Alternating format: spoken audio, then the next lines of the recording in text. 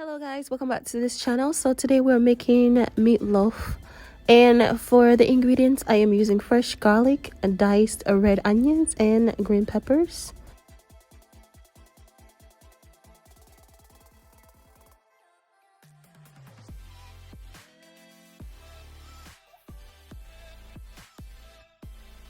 I'm cracking in my 2 large eggs.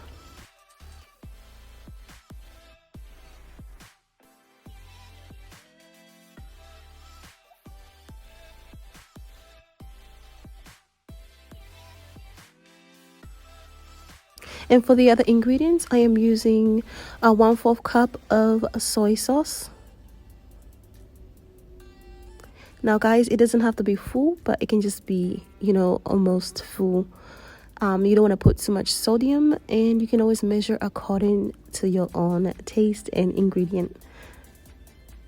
So just to improve a little bit of flavor, I'm adding my steak sauce, and I'm using 1/3 cup, and I'm gonna fill it up to the brim because I'm looking for this tangy flavor, and steak sauce is always good. For the other ingredients, I'm using Italian breadcrumbs, which is about a 1/2 cup of it, and I'm using the whole cup, guys, because I did not have any other ingredients, so I'm using that.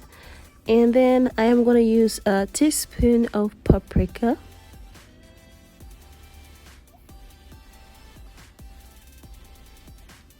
And over here, guys, I am going to generously, sprinkle a lot of garlic. You can never have enough garlic, guys. I know it looks a lot because of the breadcrumbs. So right over here, guys, you want to go ahead and just use your fingers. If you want to use gloves, you can go ahead and use gloves, because it's a little bit, icky and gross just to touch raw meat. But guys, yeah, I'm just going in. So you can go in however you want. And guys, of course, I mix everything so well, and just to add a little bit more flavor, I'm adding my Hamburger seasoning, just to give it a different flavoring. Now, you don't have to add this part, but I just thought of doing it. And guys, I did not have all the ingredients that you need for meatloaf, so I just went ahead and did whatever I thought was fit for this recipe and get closer to the recipe, and just try. But in the end, guys, everything turned out so great. And of course, I did not have the right pan, because I went to Target and I went to Walmart and I didn't find any baking meatloaf pans. So I was like, you know what, forget it. We're just gonna make this into a cake meatloaf thing. It's the same thing. It goes in the stomach the same way. It's the same flavor, guys. Always be the type of people that always use whatever they have. Use what you have.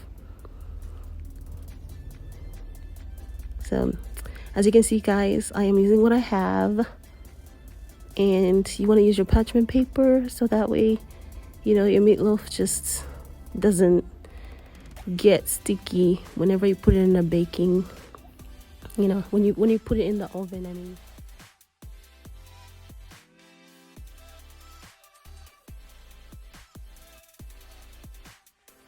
So over here, I'm just trying to fit everything in there, and just to put it right and stuff.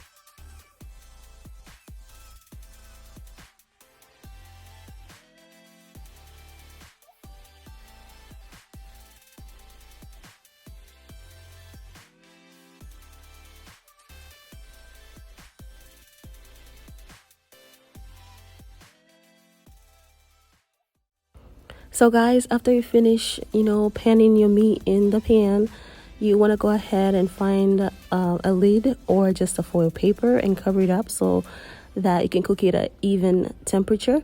So you're going to cook about for 45 minutes at 350 Fahrenheit. So yeah guys, I didn't have anything to use, so I ended up using a baking lid for my other baking tin. So that's what I use for covering. You can always use whatever you want, guys, to make the process easier for you. You don't have to go all out to get extra stuff when you can use whatever you have in the house. And that's what I did.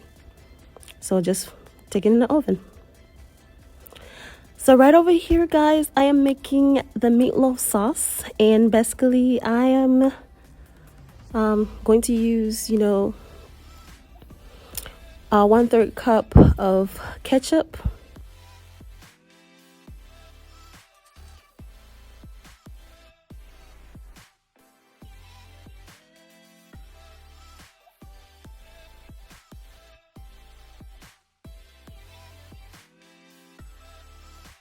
adding 1/4 cup of steak sauce.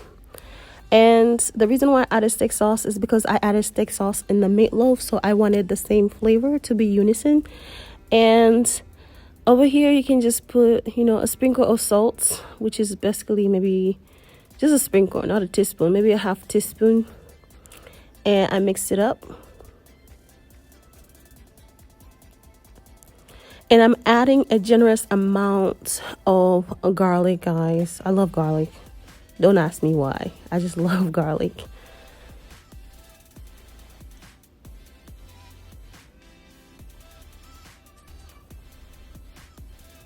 Okay. And the last ingredient is just going to be red wine. Now, other recipes call for adding sugar. I felt like, steak sauce and ketchup have enough sugar, so I didn't dare to add more sugar. So for the red wine vinegar, you want to add about 2 tablespoons of the liquid. That's what I measured, about 2 tablespoons, just to give you that liquid.